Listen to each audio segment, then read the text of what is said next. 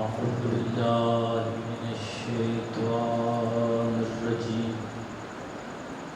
بسم الله الرحمن الرحيم.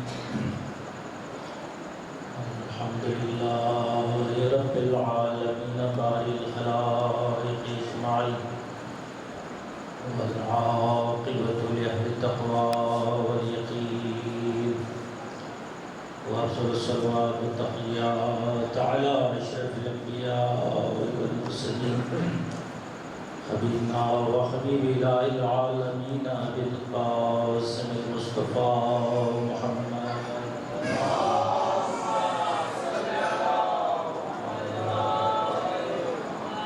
وعلى آله أمير المؤمنين يعصب الدين وقائد البررة المتقين وقاتل الكفرة الفجرة، وعلى صديقة الكبرى فاطمة الزهراء بزة خاتم النبيين وسيدة نساء العالمين، وعلى الحسن والحسين سيد شباب أهل الجنة أجمعين وأبنائه المعصومين، ولا سيما بقية الله في الأرضين، روح وأرواح العالمين الإكرام بمقدمه الفداء،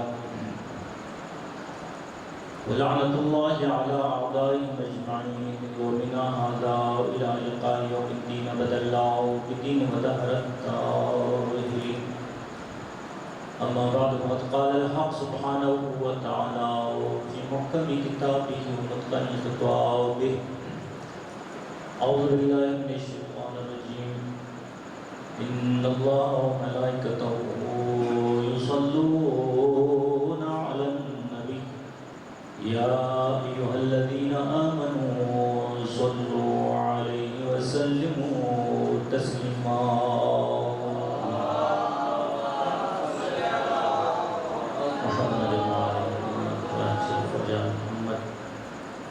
بارگاہ حضرت میں دعا ہے پروردگار عالم، اس ذکر محمد اللہ پاک کو جو اس شریعت الحسین علیہ السلام کی مجالس میں بیان ہم کے اقتدار میں قبول مقبول فرمائے. مالک کائنات ثانی زہرا السلام علیہ کی بظلمت کے صدقے میں تمام بیماروں کو ملتمسین کو حاضر میں جو بیماران سب کو شفاء کل واجل عطا فرمائے. مولا کے تمام خوددار ازادار مادی دنیا کی سکون و پروردگار سب کو اپنی حص و مان فرمائے. بانیان مجالس اس ترجیح کے بزرگان اور اپنی مقبولین آزاداران سب کو اس کے والے سے شہداء نصیب فرمائے. ظاہرین کربلا کے سفر کو بے خطر فرمائے. ہم سب کو بھی کربلا پاک کی زیارت نصیب فرمائے. حجت حق امام کی ظہور میں تاج عطا فرمائے. بالنبی واحد ملک الصلوات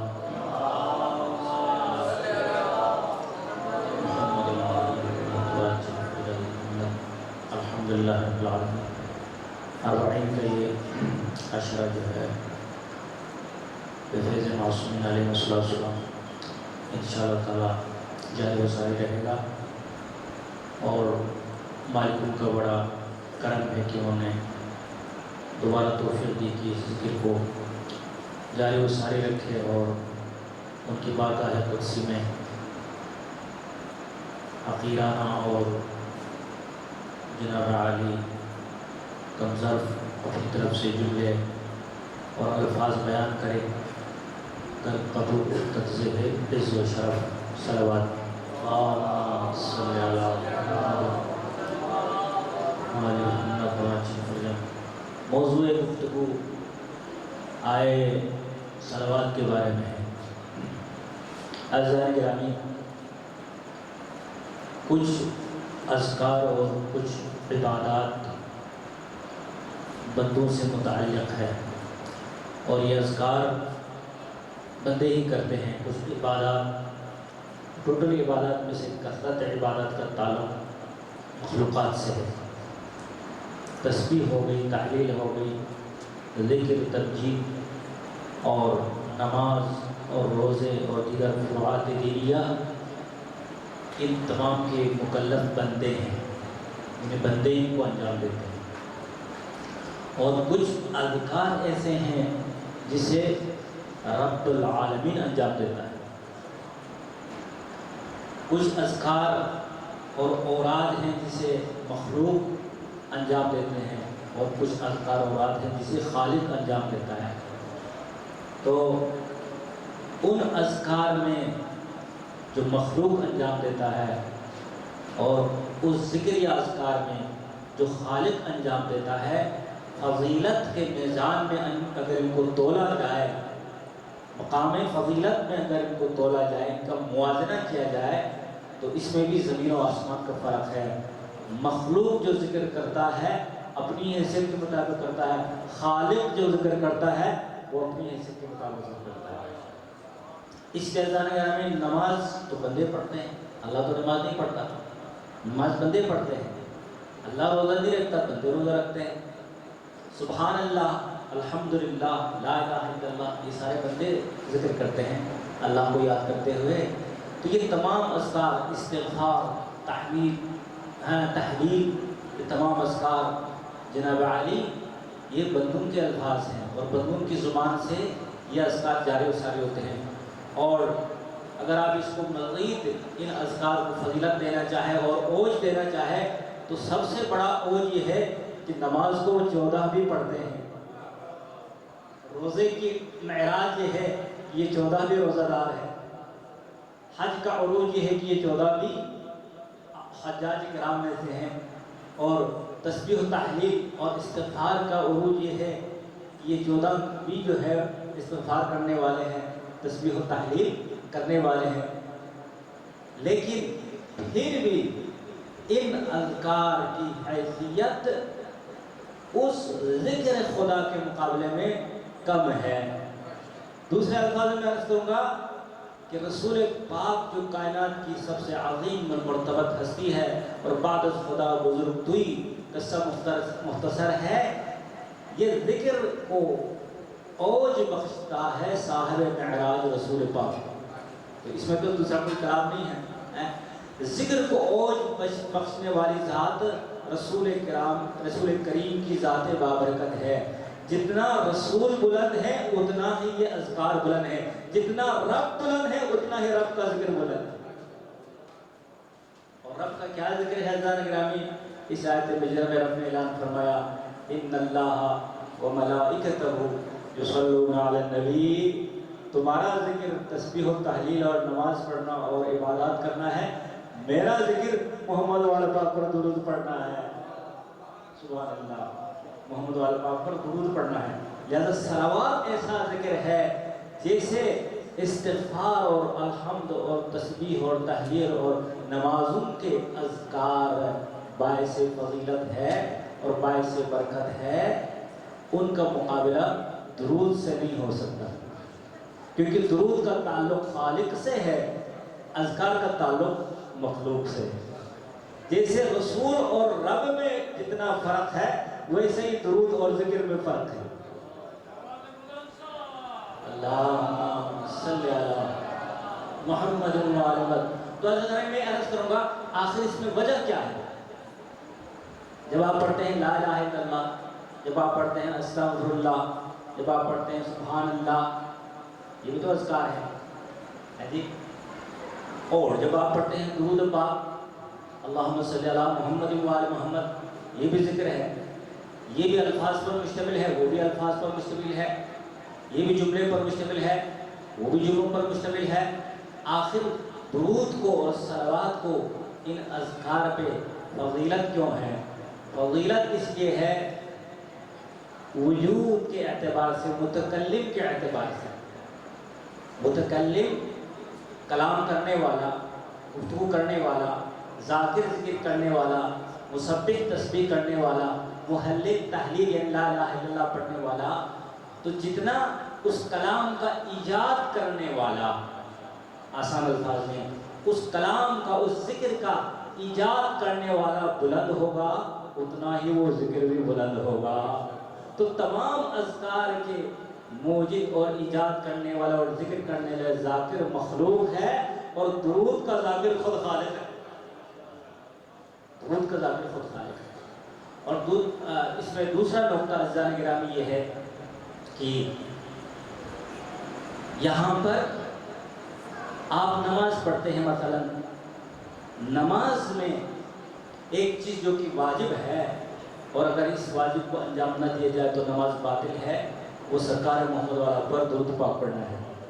یہ کہ درود کے بغیر متفق علیہ جو ہے یہ فقہی معاملہ ہے، درود کے بغیر نماز نامکمل ہے، درود کے بغیر نماز باطل ہے۔ آپ نے الحمد پڑھ لی، سورہ پڑھ لیا، رکوع سجدے کیا، قنوت پڑھا، سب کچھ کیا، اور درود بھی جناب تشہد بھی پڑھا، لیکن درود چھوڑ دیا تو ساری نماز گئی۔ ایک نیت پہ کوئی شک نہیں ہے کہ آپ نیت خیر سے سب کچھ کر رہے ہیں، لیکن درود کو اگر نماز سے نکال لے تو پھر وہ نماز بے جان ہو جائے گی، وہ نماز بے روح ہو جائے گی۔ تو عزیزان گرامی، بات یہ ہے کہ نماز ہے ظرف، نماز کیا ہے؟ وہ ظرف ہے، اور درود کیا ہے؟ وہ مظروف ہے۔ دوسرے الفاظ میں مثال، سادہ مثال اس کو بچے سمجھ جائے، آپ کے پاس ایک برتن ہوتا ہے، برتن خود مقصود بذات نہیں ہے، یہ بذات ہی کچن میں یا گھر میں برتن رکھنا یہ کوئی مقصد ہے؟ اس کا کوئی مقصد نہیں ہے۔ مقصد کیا ہے؟ مطلوب یہ ہے کہ اس میں کوئی دودھ ڈال دے، اس میں کوئی پانی ڈال دے۔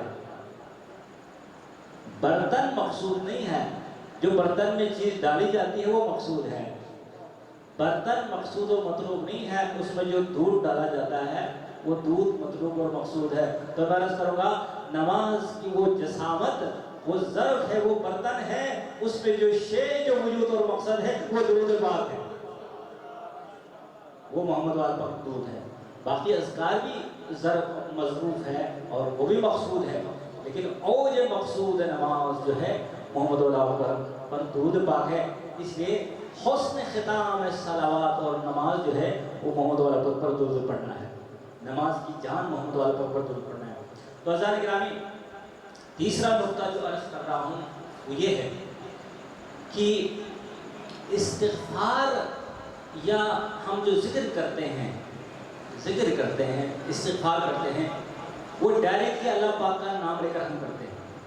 مطلب کرتے استغفر اللہ، 100 دفعہ پڑھیں استغفر اللہ، استغفر اللہ، سبحان اللہ، سبحان اللہ، لا الہ الا اللہ، لا الہ الا اللہ ہے، یہ سارے اذکار جو نماز میں پڑھتے ہیں، یہ ڈائریکٹلی بندہ پڑھ رہا تو اللہ کا نام لے رہا ہوتا ہے، یہ اللہ کا نام لے رہا ہوتا ہے، ڈائریکٹلی لے رہا ہوتا ہے، بلا واسطہ لے رہا ہوتا ہے۔ لیکن درود میں یہ اذکار بھی اللہ تک ہی پہنچتے ہیں اور پہنچاتے ہیں انسان کو، لیکن درود پاک جو ہے وہ پہلے متصل ہوتا ہے ذات مصطفیٰ اور آل مصطفیٰ سے، اتصال ہوتا ہے ذات مصطفیٰ اور مصطفیٰ سے، پھر اس کے بعد اس درود کو اوج حاصل ہوتا ہے۔ لہذا جو شے انسان گناہگار اور معصیتکار اور نافرمان اپنی اس زبان سے حمد اور تسبیح اور استغفار میں سے جاری کرتا ہے، اگرچہ وہ ڈائریکٹلی ہے لیکن بندے ناچیز اور بندے حقیر اور بندے گناہگار کی طرف سے ہے، لیکن درود پہلے جاتا ہے ذات ارواح ذات مصطفیٰ کو، وجود مصطفیٰ سے جو ذکر ٹکرا کے جائے وہ اس کو معراج حاصل ہو جاتی ہے۔ اب یہ اس کی دلیل جو ہے وہ قرآن سے 2 دلائل کو پیش کروں گا۔ پہلی دلیل یہ ہے سورہ مبارکہ النصر، اس کے اختتام پر آپ پڑھ لیں، ارشاد ہوا کہ فسبح جناب علی بحمد ربک واستغفرہ انہ کان توابا۔ فسبح بحمد ربک، اپنے رب کے حمد کے ساتھ تسبیح کر، یہ تسبیح کی بات آ گئی نا، اپنے رب کے حمد کے ساتھ تسبیح کر، یعنی الحمدللہ کہ واستغفرہ، اور استغفار کر، یہ دوسری بات آ گئی، استغفار کر۔ اس کا رزلٹ کیا ہے؟ ان اذکار کا نتیجہ کیا ہے؟ نتیجہ یہ ہے کہ انہ کان توابا، اگر تم استغفار کرو گے، حمد و ثنا کرو گے تو اللہ کو تم تواب پاؤ گے، اللہ کو تم تواب پاؤ گے۔ انہ کان توابا، بے شک اللہ تواب ہے، ٹھیک ہے، بے شک اللہ تواب ہے۔ کیا فرمایا اللہ نے؟ کہ تم حمد کرو اور استغفار کرو، اس کا رزلٹ یہ ہے کہ ہم توبہ کرنے والے ہیں، یعنی تمہاری توبہ کو قبول کرنے والا ہے، یہ ایک لفظ ہے تواب۔ دوسری آیت کا آپ ملاحظہ فرمایا، ارشاد فرمایا وَلَوْ أَنَّهُمْ إِذْ ظَلَمُوا أَنفُسَهُمْ جَاءُوكَ فَاسْتَغْفِرُوا اللَّهَ وَاسْتَغْفَرَ لَهُمُ الرَّسُولُ لَوَجَدُوا اللَّهَ تَوَّابًا رَحِيمًا۔ رضا گرامی، لطیف جملے کی طرف آپ کے اذہان آ رہے کہ میں لے کے جا رہا ہوں، قرآن سے ہٹ کے گفتگو نہیں ہو رہی، قرآن کے مطابق گفتگو ہو رہی ہے، مجھے ہو رہا ہے نا؟ تو آیت اول میں نصر کے آیت میں فرمایا انہو کان توابا، حمد اور استغفار کرو، اللہ تواب ہے۔ ایک لفظ اللہ نے اپنے لیے استعمال فرمایا، ایک صفت استعمال کی، ایک نام استعمال کیا کہ اللہ تواب ہے۔ یہاں پر فرمایا وَلَوْ أَنَّهُمْ إِذْ ظَلَمُوا أَنفُسَهُمْ، اگر یہ لوگ اپنے جانوں پر ظلم کریں، ثم جاؤگا، پھر میرے رسول تیرے پاس آئے، نفس پر ظلم کرے، تیرے پاس آئے، فَاسْتَغْفِرُوا اللَّهَ، اللہ سے مغفرت طلب کرے، وَاسْتَغْفَرَ لَهُمُ الرَّسُولُ، میرا رسول بھی ان کے لیے استغفار طلب کرے، یعنی وہاں ڈائریکٹ بندہ نماز میں پڑھ رہا ہے اِنَّهُ كَانَ تَوَّابًا، فَسَبِّحْ بِحَمْدِ رَبِّكَ وَاسْتَغْفِرْهُ، وہاں ڈائریکٹ نماز میں یا عام حالت میں قرآن پڑھتے ہوئے استغفار اور حمد کر رہا ہے، تو اللہ فرما رہا ہے کہ اس استغفار اور حمد کا نتیجہ جو تم نے ڈائریکٹ کیا ہے یہ ہے کہ ہم تمہارے لیے تواب ہے، تمہارا توبہ قبول کرنے والا ہے۔ لیکن یہاں فرما رہا ہے کہ ظلم کرے اپنے جانوں پر، یہاں گناہ کا بھی تذکرہ ہے، وہاں گناہ کا تذکرہ نہیں ہے، یہاں گناہ کا بھی تذکرہ ہے، ظلم کرے اپنے جانوں پر، پھر مصطفیٰ تیرے پاس یہ لوگ حاضر ہو جائے، دربار مصطفیٰ میں حاضری دے اور استغفار کرے، اللہ سے بھی استغفار کرے، رسول سے بھی استغفار کا التماس کرے، لَوَجَدُ اللَّهَ تَوَّابًا رَحِيمًا، بس ضرور بضرور وہ پائیں گے اللہ کو تواب بھی اور رحیم بھی۔ جو خود جا کر ذکر اور استغفار کرتا ہے اس کے اللہ فرما رہے ہم تواب ہیں، جو رسول کے واسطے سے جا رہا ہے اس کے اللہ فرما رہے تواب بھی ہے رحیم بھی ہے، جو توبہ کو بھی قبول کرنے والا ہے اور رحمت بھی۔ اللہ یا رسول اللہ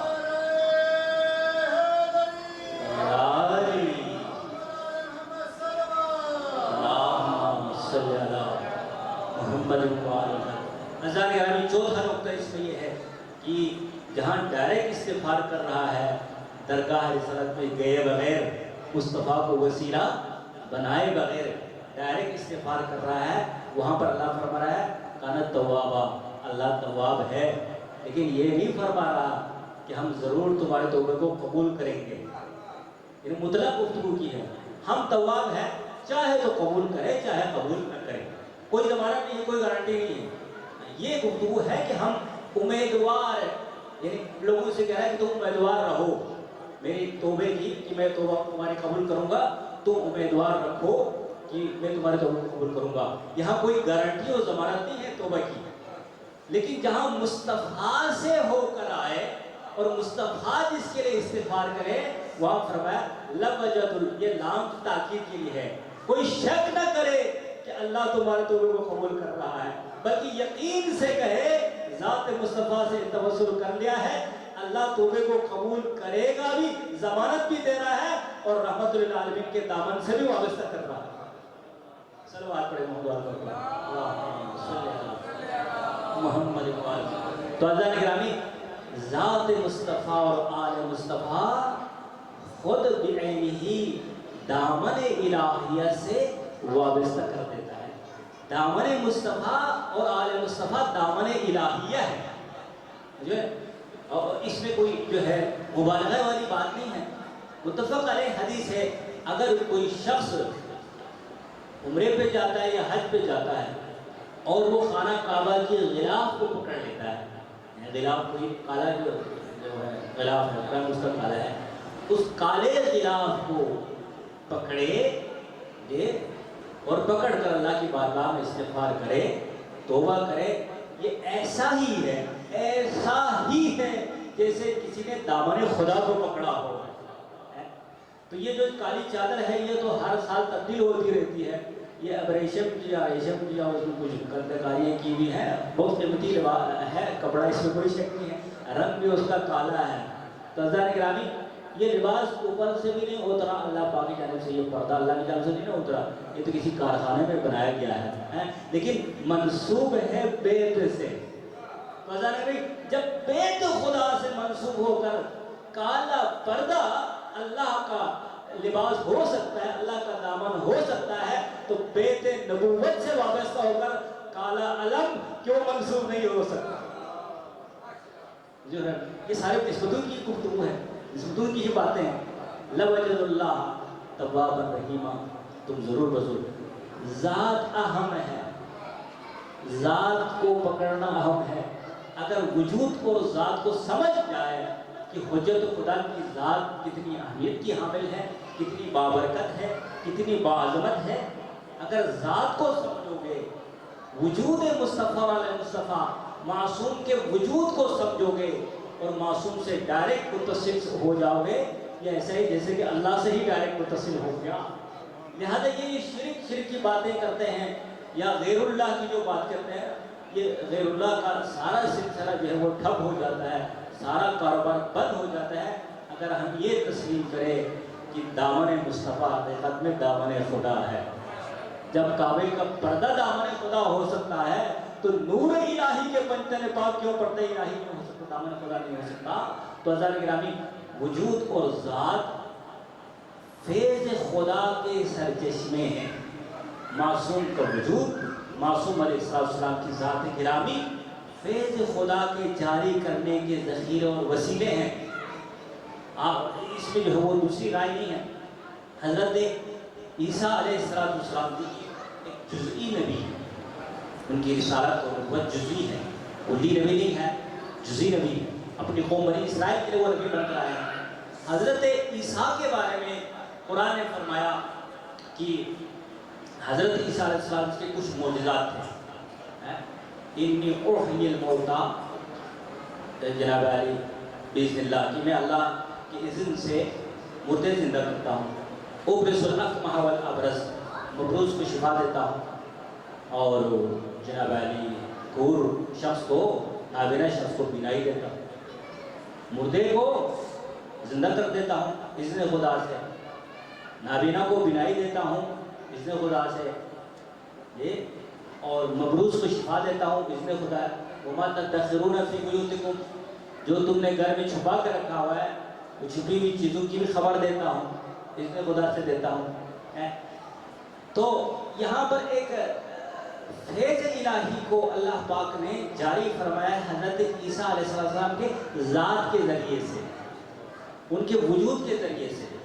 یہاں پر کسی اور ذکر کا یہاں ذکر نہیں ہے کہ اللہ پاک نے فرمایا ہو کہ بنی اسرائیل تم یہ فلان ذکر کرو، اندھا شخص ہو تو یہ ذکر کرو تمہیں بینائی مل جائے گی، مردہ شخص ہے یہ والا اس پہ دم کرو، یہ ذکر کرو اس کو شفا مل جائے گی، یہ جناب علی زندہ ہو جائے گا، اور مبروز ہے یہ فلان ذکر کرو، فلان نقش دے دو اس کو شفا ہو جائے گی۔ نہیں، اللہ پاک نے یہاں ذکر کے ذریعے شفا نہیں رکھی، یہاں پر وجود معصوم کے ذریعے شفا رکھی ہے۔ معصوم کا وجود ہی باعث شفا ہے۔ یہ ملا لوگوں کو گمراہ کرتے ہیں، معصوم کا وجود ہی باعث شفا ہے، اس لیے رب نے فرمایا کہ یہ سب کچھ حضرت عیسیٰ کرتے ہیں، البتہ اذن خدا سے کرتے ہیں۔ اذن خدا سے مراد ہے کہ رب سبحانہ و تعالیٰ نے حضرت مسیح علیہ السلام کے وجود کو، ذات کو مجرے فیض قرار دیا ہے اور باعث فیض اور شفا قرار دی ہے۔ اب یہ جو اذنی ہے نا، یہ اللہ نے بندوں کو سمجھانے کے لیے ذکر کیا ہے بار بار، وگرنہ حضرت عیسیٰ جب مردے کو زندہ کرتے تھے تو ضروری نہیں ہوتا تھا کہ وہ کہنے کہ میں تمہیں زندہ کر رہا ہوں باذن خدا، یعنی ہر دفعہ جب آپ زندہ کرتے ہیں یا کسی کو شفا دیتے ہیں تو ضروری کہ وہ ہر بار یہ کہا ہو کہ بھئی میں اس میں خدا ہی کرتا ہوں، ہمیشہ اس خدا کا نام لینے اس کی ضرورت نہیں۔ ہاں ضرورت ہے وہاں پر جہاں لوگ اشتباہ کریں یا جہاں لوگوں کو شک و شبہات پیدا ہونے کا خوف ہو۔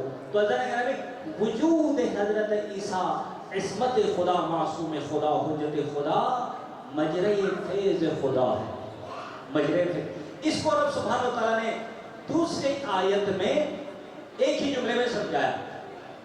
جب حضرت عیسیٰ علیہ السلام کو لے کے آیا بی بی مریم السلام علیہ اپنی گود میں قوم کے پاس، بنی اسرائیل کے پاس، انہوں نے حضرت مریم السلام علیہ کے ساتھ نازیبا کلمات استعمال کیے ہیں. تو فاشارت الیہ، بیوی مریم نے اشارہ کیا، کیونکہ چپ کا روزہ رکھا ہوا تھا، بیوی نے اشارہ کیا اس نومولود بچے کی جانب. اشارت الیہ، بیوی نے اشارہ کیا اس نومولود کی جانب ہے. فقالوا کیف نکلم من کان فی المہد صبیا، بنی اسرائیل نے کہا کہ بیوی جو شخص گود میں ہو، مہد میں ہو اور بچہ ہو، ابھی چھوٹا سا ابھی دنیا میں آیا ہے، وہ کیسے ہم کلام ہوں گے؟ مریم کو یقین ہے کہ یہ گود میں میرا بچہ یہ بولنے والا ہے، کیونکہ معصومہ خدا ہے، معصومہ طاہرہ مطہرہ ہے، اور طاہرہ مطہرہ جو ہے وہ جانتی ہے کہ کس کی کیا حیثیت ہے. لہذا اشارہ فرمایا، فاشارت الیہ، انہوں نے کہا کہ ہم جیسے گفتگو کریں.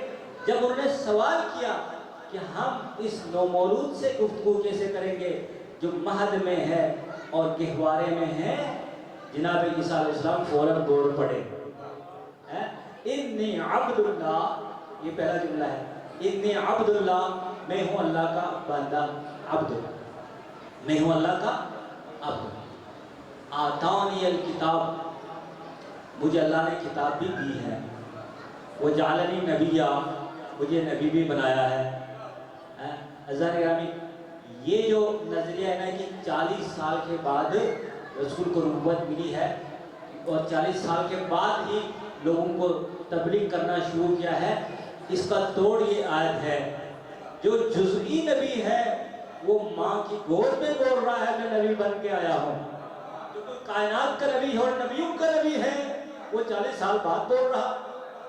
جو بالکل نہیں بول سکتا تھا اور فطرتاً نہیں بولنا چاہیے تھا جناب علی ماں کی گود میں، وہ بول رہا ہے کہ میں کتاب لے کے آیا ہوں، نبی بھی بن کے آیا ہوں.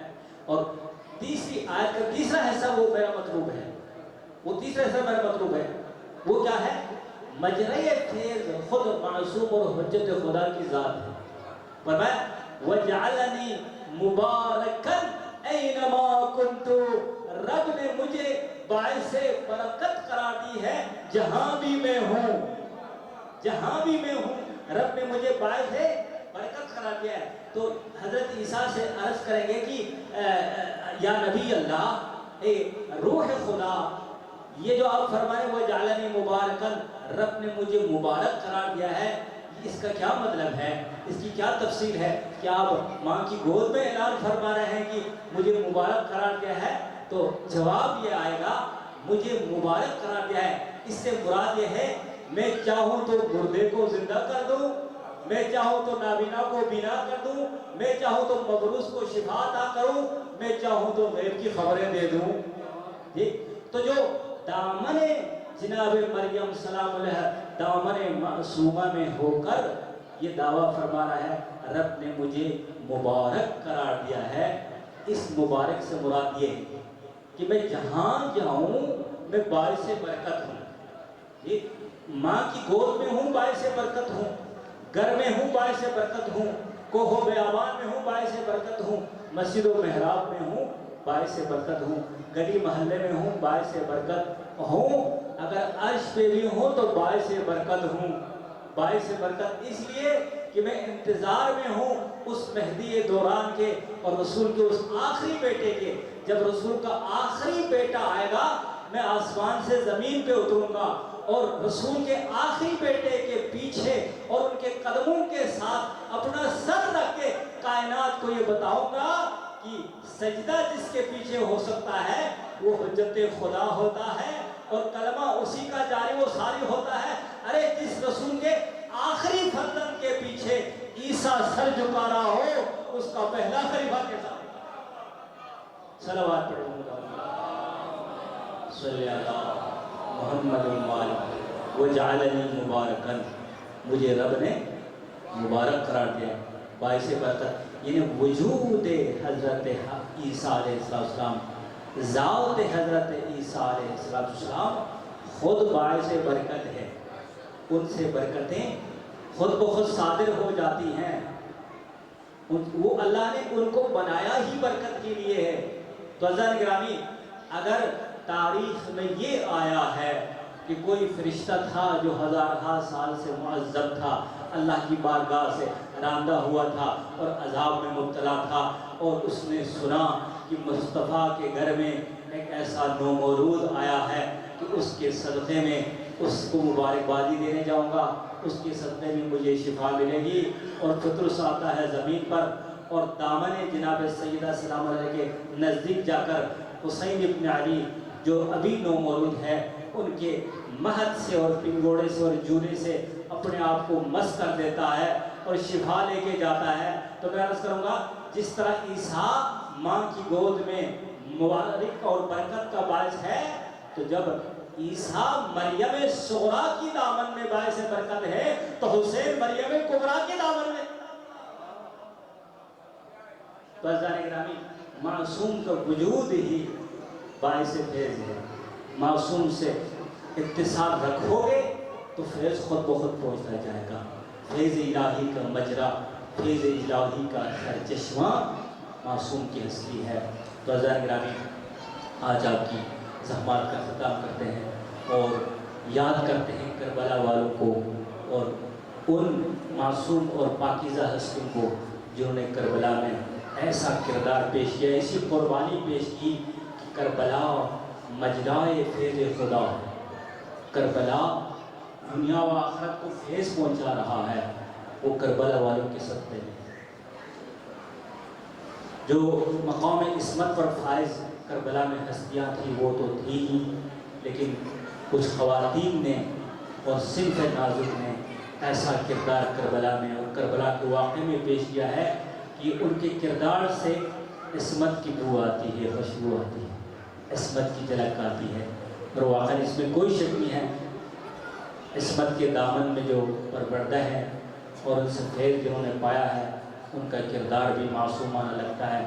ان معزز اور مکرم خواتین میں ایک ماں ہے جس کا نام ہے جناب رباب سلام اللہ علیہ۔ جناب رباب کا تعلق ہاشمیوں سے نہیں تھی، لیکن ان کا تعلق ہاشمیوں سے نہیں تھی، وہ عرب کے ایک مشہور سردار کی بیٹی تھی، امر القیس کی بیٹی تھی، سردار کی بیٹی تھی۔ تو جو سردار کی اولاد ہوتی ہے ان کے کردار میں سرداری ہوتی ہے، ان کے کردار سے سردار کی خوشبو آتی ہے، سردار کے کردار کی خوشبو آتی ہے۔ اس لیے رسول ذاتیوں کے ساتھ سیدہ فاطمہ سلام علیہ کی بہو نے وہ کردار ادا کیا ہے کہ کربلا آسمان معرفت پر چمک رہا ہے آفتاب ماہتاب کی طرح، ان میں ان بیویوں کی قربانی شامل ہے۔ عزیزو، کربلا میں ان خواتین میں جنہوں نے اپنا سب وجود حجت خدا پر فدا کیا، آل رسول پر فدا کیا، ان میں یہ بیوی جناب رباب سلام علیہ ہے۔ اور روایت میں عرض کروں گا کہ 11 محرم الحرام کو جب کوفے کی طرف روانگی کا منظر پیش کیا ہے مقتل نے، تو یہ مقتل میں موجود ہے کہ جناب رباب سلام علیہ ناقہ سے زمین کربلا پہ آئی ہے اور سب سے پہلا سوال یہ کیا ہے مخدر علیہ سے کہ ثانی زہرا یہ تو مجھے بتا تیرے بھائی حسین کا جنازہ کہاں، کیونکہ میں اپنے آقا کے جنازے کو کچھ گفتگو کرنا چاہتی ہوں، کچھ ان سے میں اپنی مصیبت کا دکھ کا اظہار کرنا چاہتی ہوں، میں حسین کو اکبر کا پرسہ دینا چاہتی ہوں، میں علی اصغر کا پرسہ دینا چاہتی ہوں، میں حسین کو ان کے بھائیوں کا پرسہ دینا چاہتا ہوں۔ ایک دفعہ اشارت الیہ، بی بی سلام علیہ نے اشارہ کیا، یہ ہے میرے ماں جائے حسین کا لاشا۔ کہتے ہیں کہ بی بی رباب سلام اللہ علیہ نے 7 دفعہ میرے مولا حسین کے ناز پر چکر لگایا، 7 مرتبہ چکر کاٹنے کے بعد ایک دفعہ زین العابدین سے کہا بیٹے زین العابدین یہ تو بتا تیرے بابا کے جنازے سے کوئی ایسا جگہ موجود ہے جہاں پر میں بوسہ دے سکوں، میں تبرک کر سکوں۔ ایک دفعہ سید نے سر جھکایا اور کہا کہ ماں اب میں آپ کو کیا جواب دے سکتا ہوں، آپ جو بابا سے گفتگو کرنا چاہے وہ گفتگو آپ فرما سکتی ہیں۔ بی بی سلام علیہ نے 2 وعدے کیے حسین ابن علی سے۔ پہلا وعدہ یہ تھا کہ سردار میں جا رہا ہوں تیرے جنازے سے، تیرے جنازے کی یہ حالت مجھ سے دیکھی نہیں جاتی، ہاں میں تجھ سے وعدہ کرتی ہوں جب تک زندہ رہوں گی ٹھنڈا پانی نہیں پیوں گی، کیونکہ مجھے پتا ہے کہ تو پیاسا مارا گیا ہے۔ اور دوسرا وعدہ رباب کا یہ ہے کہ مولا جب تک زندہ رہوں گی تیرا جنازہ تو میں پڑا ہوا، جب تک میں زندہ رہوں گا میں سائے میں زندگی نہیں بسر کروں گی، میں دھوپ میں رہوں گی۔ بس اللہ دارو، یہ بی بی سلام علیہ اتنی مظلومہ ہے کہ کربلا سے لے کر کوفہ تک، کوفہ سے لے کر شام تک علی اصغر کا سر سامنے ہے، اور اصغر کا قاتل کبھی سامنے آ کر بی بی کے سامنے مسکراتا تھا اور ماں کو اذیتیں دیتا تھا۔ بس عزیزدارو، بی بی سلام علیہ جب شام سے واپس آئی ہے نا سفر ہجرت تمام کر کے، تو کربلا میں دوبارہ آئی ہے اور دوبارہ حسین پاک کے مرکب پہ اپنے آپ کو گرا دیا ہے۔ جب سارے اسرہ تیار ہو گئے مدینے کی طرف جانے کو، ایک اسیرہ تھی جو قبر حسین سے لپٹی ہوئی تھی۔ میرے مولا آگے جاتے بیمار کربلا، کیا دیکھا؟ ماں رباب ہے، بابا کے قبر سے اپنے آپ کو لپٹ کے بی بی سلام علیہ سے عرض گزار ہوئے کہ ماں اب تو چھوڑ میرے بابا کے قبر کو، چلے نانا کے روزے پر نانا کو حسین کی سلامی پیش کرتے ہیں۔ ایک دفعہ کہا بیمار سے، بیٹے زین العابدین تمہارا تو رشتہ موجود ہے مدینہ میں، میرے دو رشتے تھے سیدوں سے، ایک میرے بیٹا علی اصغر تھا جو کربلا میں سویا ہوا، ایک میری بیٹی سکینہ ہے جو شام کے زندان میں پڑی ہوئی ہے، میرا کوئی رشتہ سیدوں سے نہیں رہا، میرے پاس یہ قبر قد سید شہداء کی موجود ہے، میں قیامت تک قبر کی مجاور بن کے یہاں پہ رہوں گی۔ بس عزیزدارو، آخری جملہ یہ ہے، آئی ہے مدینے میں نا تو یہ بی بی سلام علیہ کبھی سائے میں نہیں بیٹھی، جب دھوپ چڑھتی تھی تو دھوپ میں چلی جاتی تھی اور اپنے آقا و مولا کو روتی تھی، زہرا کے مظلوم لال کو روتی تھی۔ جب آخری ایام آئے تو ایک دفعہ بی بی زینب سلام علیہ گئی، کہا رباب اب تو بس کر لینا، اب تمہاری کمزوری اتنی چھا گئی ہے اور ناتوانی اتنی ہو گئی ہے کہ اب آ جا سائے میں۔ ایک دفعہ عرض گزار ہوئے کہ رسول کی بیٹی، میں نے اپنے حسین سے وعدہ کیا ہے، بس مجھے آپ یہ صبر کی توفیق دیں اور کچھ ٹائم مہلت دے دے، میں دھوپ میں ہی اپنی جان آفرین کے سپرد کر دوں۔ بی بی واپس آئی اور کہا بیٹے بیمار سے کہ بیمار جا اور اپنی اماں کو سائے میں لے کر آئے۔ بیمار کربلا گئے نا تو کیا دیکھا؟ انا للہ و انا الیہ راجعون، حسین پر رونے والی ایک عزادار اور ایک ماتمی دنیا سے رخصت ہو گئی ہے۔ ایک دفعہ ماں کو سینے سے لگایا، کیا دیکھا؟ ماں نے سینے کے ساتھ اصغر کا خون آلود کلتہ لگا کے رکھا ہوا ہے۔ ایک دفعہ چیخ نکل گئی زین العابدین کی، کربل کی طرف خطاب کرتے ہوئے کہا بابا مجھے افسوس ہے تیرے بیٹے علی اصغر کا، جس کی ماں نے اصغر کو اتنا یاد رکھا ہے، اپنی روح عالم آفرین کے سپرد کر دی ہے، لیکن اپنے شیش ماں کے اصغر کو سینے سے لگایا ہو۔ اللہ رحمت اللہ علیہ وسلم عالم الذین ظلموا علی محمد ایوم انقلبی انقلبوا انا للہ و انا الیہ راجعون۔